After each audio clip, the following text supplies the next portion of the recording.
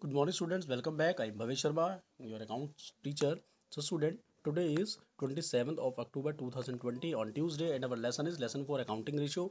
And students, our today's topic is working capital turnover ratio. So, student, working capital turnover ratio shows the relationship between the working capital and revenue from operation. It means when we calculate working capital turnover ratio, so it shows the relationship between working capital and revenue from operation. Revenue from operation means net sales. So formula of working capital turnover ratio is revenue from operations upon working capital. और इसमें हम एक formula और भी use कर सकते हैं. So other is cost of revenue from operation upon working capital. It means revenue from operation upon working capital or cost of revenue from operation upon working capital. And here working capital is current assets minus current liabilities. Okay, student. And now we solve the numerical of this topic. So, student, the topic is working capital turnover ratio, and question number 105 is common question. From the following information, calculate working capital turnover ratio. Cost of revenue from operation you have already given, rupees 10 lakh. Current assets rupees 5 lakh and current liabilities rupees 3 lakh. So, student, we can solve easily this question by using the formula. So, revenue from operation, it means cost of revenue from operation हमारे पास दे रखी है 10 lakh की, and current assets 5 lakh, current liability 3 lakh. It means so working capital current assets minus current liabilities 5 lakh में से जब हम 3 लाख को minus कर लेंगे तो रिजल्ट हमारा आया 2 लाख. तो 2 lakh is working capital and revenue from operation, sorry cost of revenue from operation हमारा 10 लाख है. सो 10 लाख को जब हम 2 लाख से डिवाइड कर देंगे तो हमारा आंसर निकल के आ जाएगा. तो आंसर हमारा आएगा directly working capital turnover ratio. Okay, student. So this is the common question. But now we solve question number 106. This is a good question. In this question, revenue from operation, it means cash sales rupees 5 lakh and credit sale rupees 6 lakh. Sales return rupees 1 lakh. Current assets 3 lakh. Current liabilities 1 lakh. Calculate working capital turnover ratio.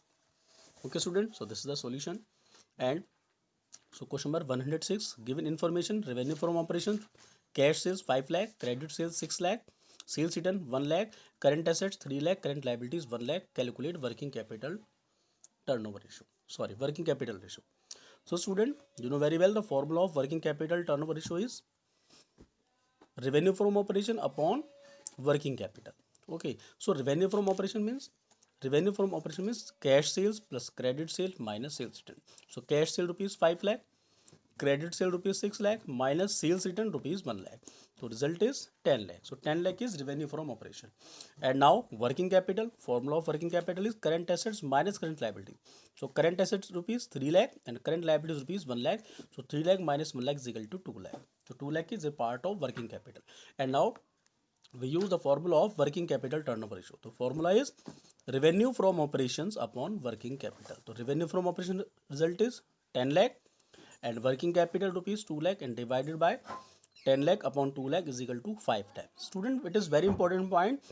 When we calculate working capital turnover ratio, so answer should be times. Okay, so result is 5 times. Okay, student, this is a clear question, common question है, मतलब better question है. And now we solve a next question 108, 107 question, student. You can solve easily. 108 question is a very good question. In this question, gross profit at 25% on cost. Gross profit 5 lakh. Equity share capital rupees 10 lakh. Reserve and surplus rupees 2 lakh. Long term loan rupees 3 lakh. Fixed assets net rupees 10 lakh. Calculate working capital turnover ratio. Student, ये question बहुत अच्छा question है. It is very good question. Okay, so इस question के अंदर आपको gross profit दे रखा है. जो इन्फॉर्मेशन है हम लोगों ने, मैंने यहाँ पर ये मेंशन कर दी है द इन्फॉर्मेशन. तो question number 108, gross profit 25% on cost. Gross profit 5 lakh, it mean ये परसेंटेज में है कॉस्ट पे, और ग्रोस प्रॉफिट ऑलरेडी उन्होंने आपको 5 लाख का दे दिया. Equity share capital rupees 10 lakh. Reserve and surplus 2 lakh, long term loan 3 lakh, fixed assets 10 lakh, and working capital turnover ratio should be calculated. Okay, so student हम देखेंगे इसके अंदर, हम लोग सबसे पहले देखेंगे हमको ग्रोस प्रॉफिट दे रखा है 25% कॉस्ट पर, और ग्रोस प्रॉफिट जो है वो 5 लाख है.